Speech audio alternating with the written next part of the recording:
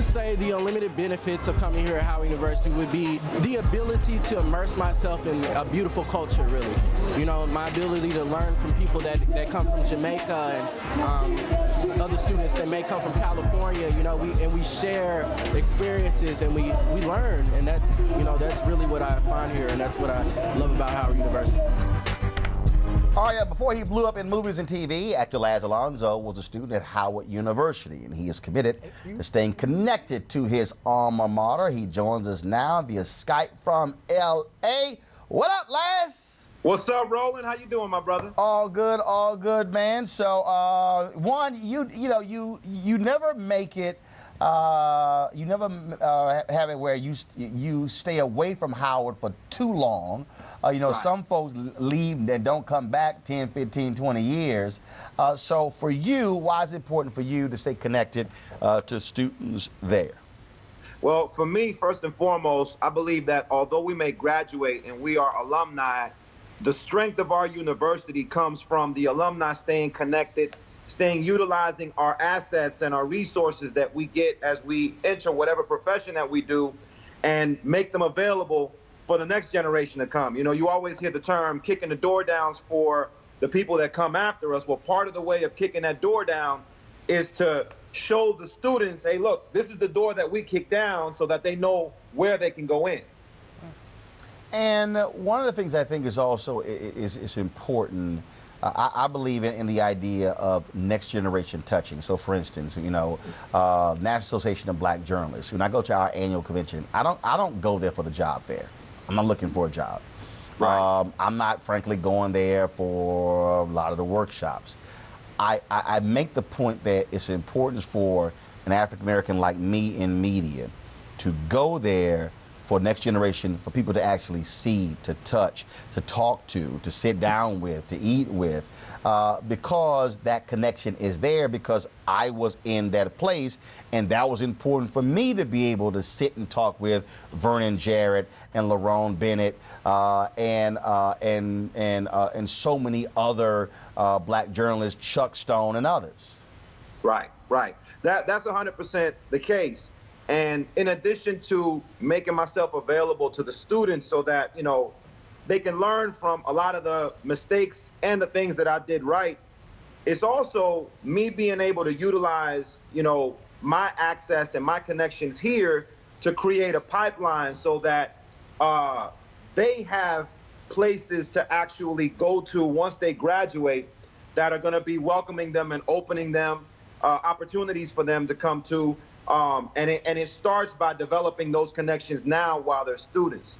I also like to say, Roland, that, you know, in a lot of the places that I go to speak to graduating seniors and people in high school about opportunities after high school, you know, a lot of kids are wondering, you know, well, what's the relevance of a black college in today's time? Well, to me, what I try to explain is this, is when you try to grow a tree or a plant, the better the soil, the better the plant will have an opportunity to grow to its full maturation and give off all the fruit.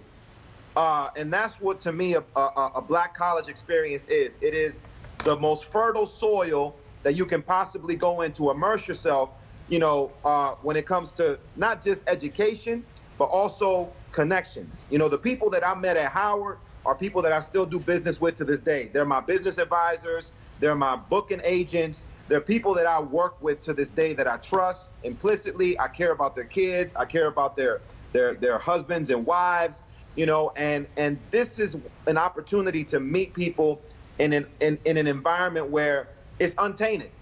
You know, in a lot of other situations in universities, you know, you're dealing with a lot of other stresses, you know, that you'll have time to deal with that once you get out in the real world. But when you're in school, it's all about learning in an environment with people that get you, that understand you, that you don't have to explain who you are, you know, and all you can do is just focus on being the absolute best that you can be. And to me, that's what a black college provides. Karen. Laz, thank you so much. As a proud Howard alumni who's just slightly older than you are, I wanted to say thank you. But I also wanted to talk a little bit about some of the critics who say, you know, do we need HBCUs, or why should my child go to an HBCU? How do you handle that when you're talking to folks, especially out there on the West Coast?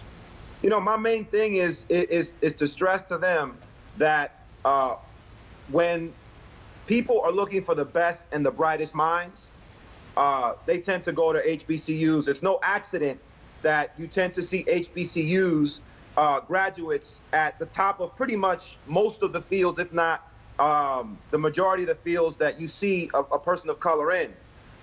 The reason why is because, as I said, it is a fertile soil. You get intangibles at an HBCU that, for one reason or another, while it may not necessarily be something that you can quantify on paper, right now, people are even at a certain point saying, what do I even need a degree for? At an HBCU, you make the contacts, you make lifelong contacts, connections, alliances that even if you didn't go to the same university, you speak the same language. Will Packer, for example, went to FAMU. I run into Howard alumni, Morehouse alumni when I worked on Wall Street before I became an actor.